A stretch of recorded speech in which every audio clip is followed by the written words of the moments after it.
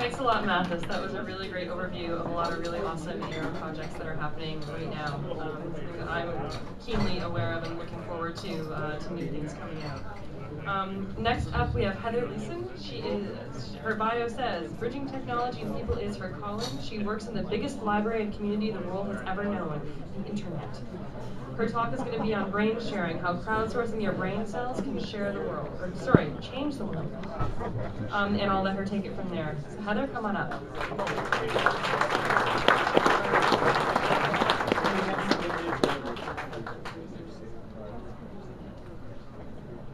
Hi there, thanks so much.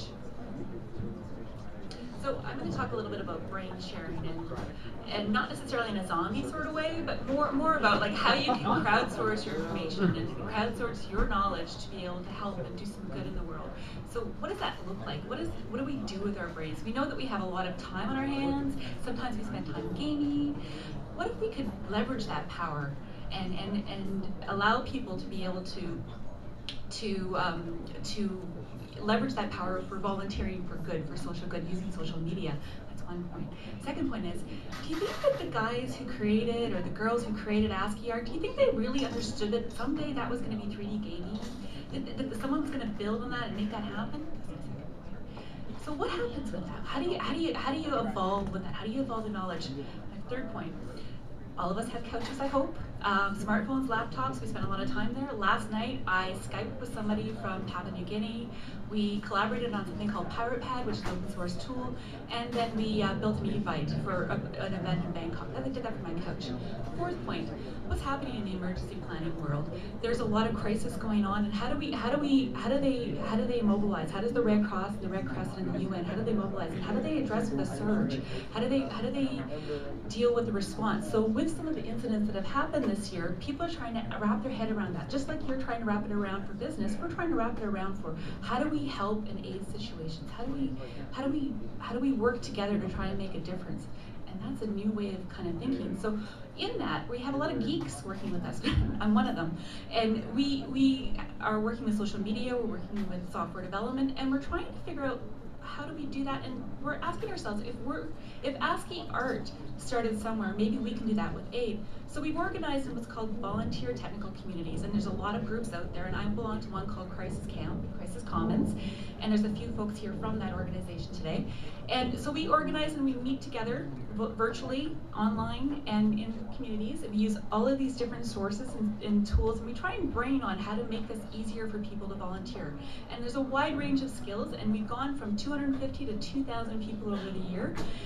It's been an amazing adventure in terms of trying to really kind of put our heads together, and it is happening globally.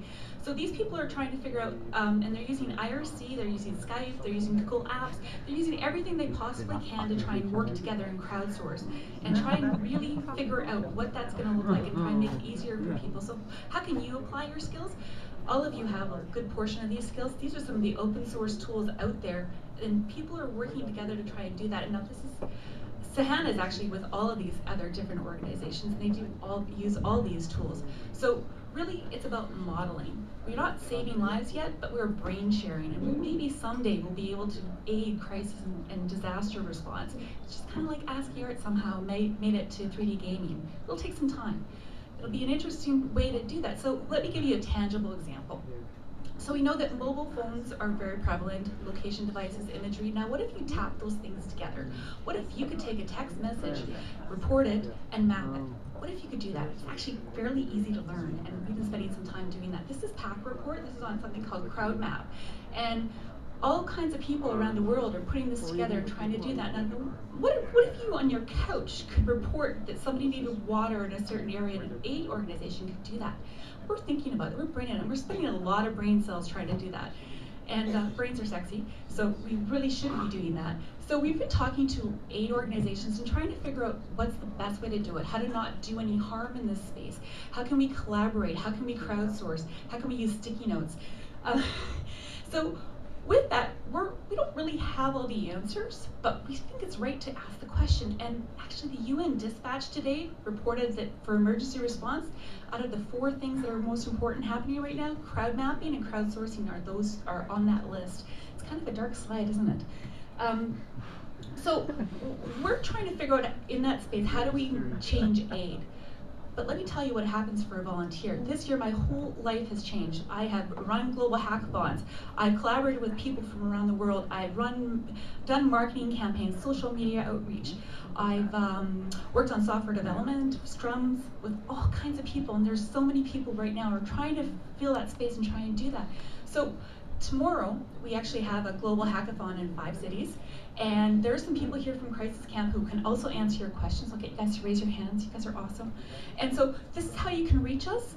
And we certainly would like virtual volunteers to help us try and figure that space out. And the best thing that I can say to you today is, we might be trying right now, but what if someday we can make a difference in aid from our couches? So thank you.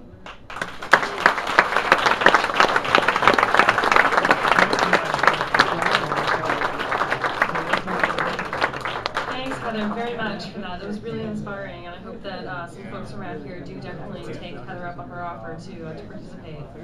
Our next speaker tonight is Tim